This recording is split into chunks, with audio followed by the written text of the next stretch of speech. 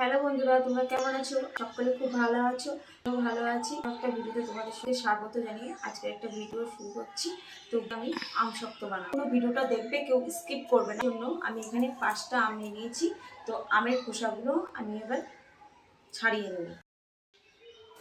এইভাবে আমি আমের খোসাগুলো একটা একটা করে ছাড়িয়ে নেব। আমি ছাড়িয়ে নিয়েছি। এবার আমটাকে আমি কেটে নেব। আমগুলোকে আমি পিস পিস করে কেটে নেব।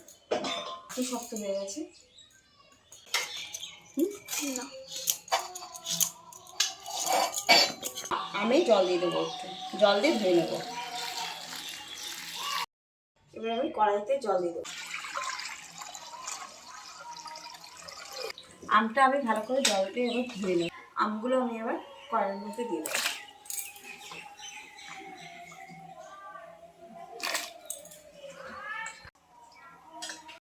আটা দিয়ে ঢাকা দিয়ে দেবো। এখানে বিট লবণ নিয়ে নিয়েছি, এখানে জিরে গুঁড়ো, শুকনো লঙ্কার গুঁড়ো, আর এখানে চিনি। ঢাকা দিয়ে আমটা আমি সিদ্ধ হতে দিয়েছিলাম ঢাকা দিয়ে, তো সেটা আমি এখন দেখব।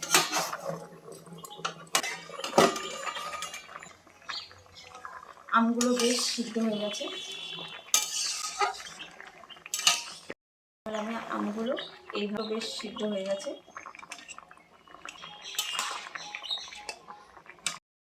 হাতা দিয়ে থেতো করে নেব। এইভাবে আমি সব আমগুলো এইভাবে থেতো করে নেব। সব কটা আম আমি থেতো করে নিয়েছি, বীজগুলো রয়ে গেছে। তো এইভাবে আমটাকে আমি এইভাবে খুব ভালো করে ছেঁকে নিচ্ছি ছাঁকনির সাহায্যে। আর এখানে বীজগুলো রয়েছে। তো এবার আমি কড়াইটা ধুয়ে নেব। পুরো আমটা আমি ছেঁকে নিয়েছি খুব ভালো করে। এবার আমি আমটা কড়াইতে দিয়ে দেবো। কড়াইটা গরম হয়ে গেছে।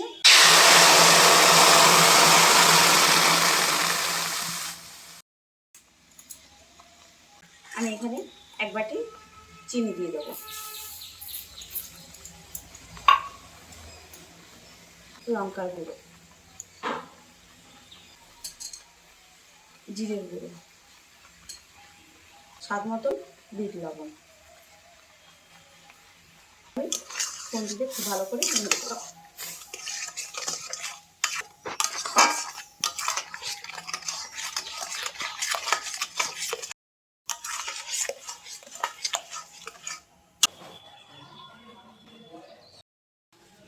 তেলটাকে আমি ভালো করে এবার এইভাবে থালাতে ভালো করে লাগিয়ে নেব।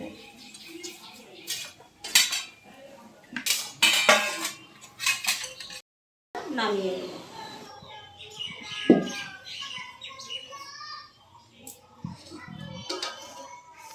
আমি এবার থালায় দিয়ে দেবো।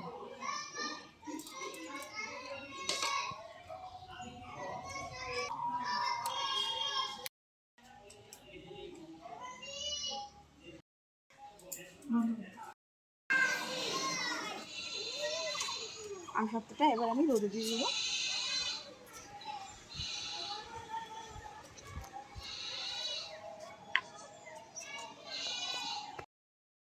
তো আমার এটা 4 দিন লেগেছে রোদে শুকাতে। সত্ত্বটা শুকিয়ে গেছে।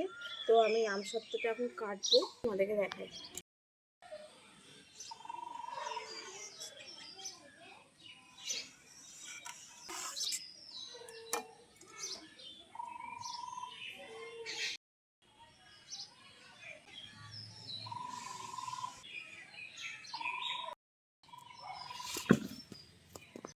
সুন্দরভাবে উঠে যাচ্ছে।